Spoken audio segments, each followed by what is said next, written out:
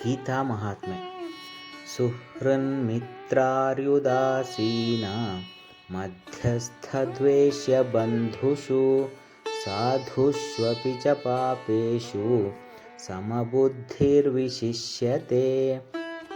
ಸಹೃದಯರಲ್ಲಿ, ಮಿತ್ರರಲ್ಲಿ, ವೈರಿಗಳಲ್ಲಿ, ಉದಾಸೀನರಲ್ಲಿ, ಮಧ್ಯಸ್ಥರಲ್ಲಿ, ದ್ವೇಷಿಗಳಲ್ಲಿ, ಬಂಧುಗಳಲ್ಲಿ, ಸಾಧುಗಳಲ್ಲಿ ಮತ್ತು ಪಾಪಿಗಳಲ್ಲಿ ಸಮದೃಷ್ಟಿಯನ್ನು ಹೊಂದಿದವನು ಯೋಗಿಗಳಲ್ಲಿ ಶ್ರೇಷ್ಠನು ಎಂದು ಭಗವದ್ಗೀತೆಯ 6ನೇ ಅಧ್ಯಾಯದ 9ನೇ ಶ್ಲೋಕದಲ್ಲಿ ಹೇಳಲಾಗಿದೆ. ಮನಸ್ಸನ್ನು ದೇವರ ಕಡೆ ಹರಿಸಬೇಕಾದರೆ ಸುಲಭವಲ್ಲ. ಹಾಡುವುದಕ್ಕೆ ಮುಂಚೆ ಶ್ರುತಿ ಮಾಡಿಕೊಳ್ಳುವಂತೆ ಮನಸ್ಸನ್ನು ಅಣಿ ಮಾಡಿಕೊಳ್ಳಬೇಕು. ಅದರ ಶಕ್ತಿ ಹೊರಗಡೆ ಹರಿದು ಹೋಗುವ ಎಲ್ಲ ಬಿಲಗಳನ್ನೂ ಮುಚ್ಚಬೇಕು. ಸುಹೃತ್ ಎಂದರೆ ಪ್ರತ್ಯುಪಕಾರವನ್ನು ಬಯಸದೆ ಉಪಕಾರವನ್ನು ಮಾಡುವವನು. ಇಂತಹ ವ್ಯಕ್ತಿಗಳು ಬಹಳ ಅಪರೂಪ.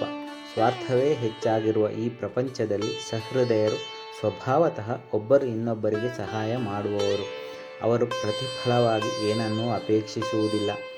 ಮಲ್ಲಿಗೆಯ ಗಿಡ ತನ್ನ ಪರಿಮಳವನ್ನು ಸುತ್ತಲೂ ಹರಡುವಂತೆ ಜನ ತಮ್ಮನ್ನು ಹೊಗಳಲಿ ಬಿಡಲಿ ಇವರು ಅದನ್ನು ಲೆಕ್ಕಿಸುವುದೇ ಇಲ್ಲ. ನಂತರ ಬರುವವನೇ ಮಿತ್ರ. ಮಿತ್ರನೆಂಬ ನೆಲೆಯಿಂದ ಇಬ್ಬರೂ ಒಬ್ಬರಿಗೊಬ್ಬರು ಪರಸ್ಪರ ಸಹಾಯ ಮಾಡುತ್ತಿರುತ್ತಾರೆ. ನಂತರದವನು ವೈರಿ.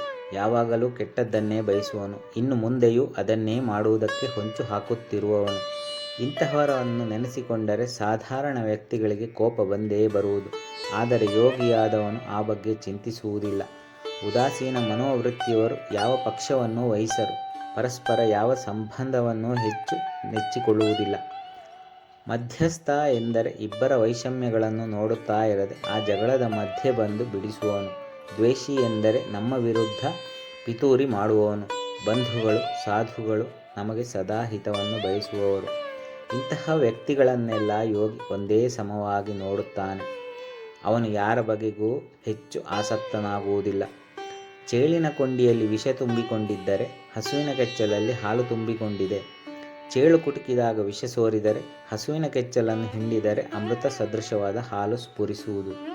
ಇದರಂತೆ ಈ ಪ್ರಪಂಚದಲ್ಲಿ ವಿವಿಧ ವ್ಯಕ್ತಿಗಳು ವಿವಿಧ ಧರ್ಮವನ್ನು ವ್ಯಕ್ತಪಡಿಸುತ್ತಿರುವರೆಂದು ತಿಳಿದು ಯಾರ ಕಡೆಗೂ ವಾಲದೆ ಎಲ್ಲದರ ಹಿಂದೆ ಇರುವ ಪರಮಾತ್ಮನ ಕಡೆಗೆ ಸದಾ ಮನಸ್ಸಿಟ್ಟವನೇ ಯೋಗಿ. ಹರಿ ಓಂ.